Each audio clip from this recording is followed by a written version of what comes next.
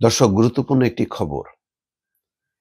বিএনপির স্থায়ী কমিটির সদস্য ডক্টর আব্দুল মঈন খান, চেয়ারপারসন উপদেষ্টা ইসমাইল জবিউল্লাহ এবং সাবেক নির্বাচন কমিশন সচিব মোহাম্মদ জাকরিয়া, এই তিনজন তারা গেছেন নির্বাচন কমিশনে এবং সেখানে বলেছে নির্দিষ্ট কিছু সংস্থা থেকে নির্বাচনী কর্মকর্তা নিয়োগ করা যাবে না। বিএনপির ঘোর আপত্তি আছে।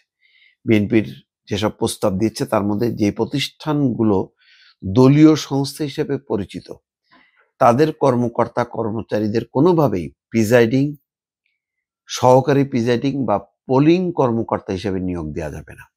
তার মানে বিএনপি সন্দেহ করছে যে এমন কিছু প্রতিষ্ঠান আছে যেগুলি কোনো দলের সাথে যুক্ত, সেই সব প্রতিষ্ঠান থেকে কোনো কাউকে নিয়োগ দেওয়া যাবে না। নির্বাচন কমিশনের কাছে বেশ কয়েকটি প্রস্তাব জমা দিয়েছে বিএনপি।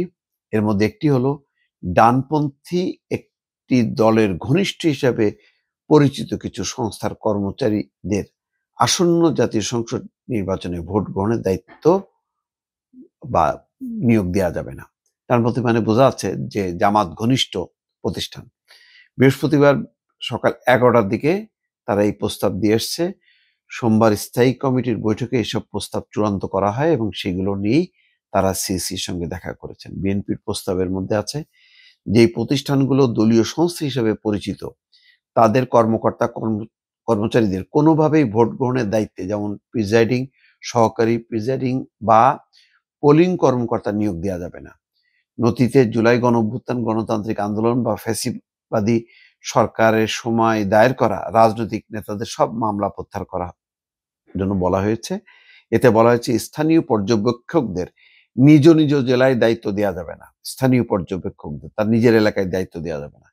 কোনো রাজনৈতিক মতাদর্শ প্রচারকারী বা কোনো দলের পক্ষে কাজ করা সংস্থাকে নির্বাচনী পর্যবেক্ষণের অনুমতি দেওয়া যাবে না।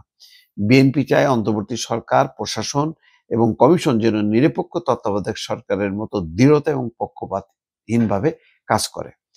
দলটির প্রস্তাবে বলা হয়েছে 2014, 18, 24 সালের নির্বাচনে যেসব কর্মকর্তা বিতর্কিত বা প্রশ্নবিদ্ধ ছিলেন তাদের চিহ্নিত করে আসন্ন নির্বাচনে কোনো দায়িত্বে না রাখার জন্য।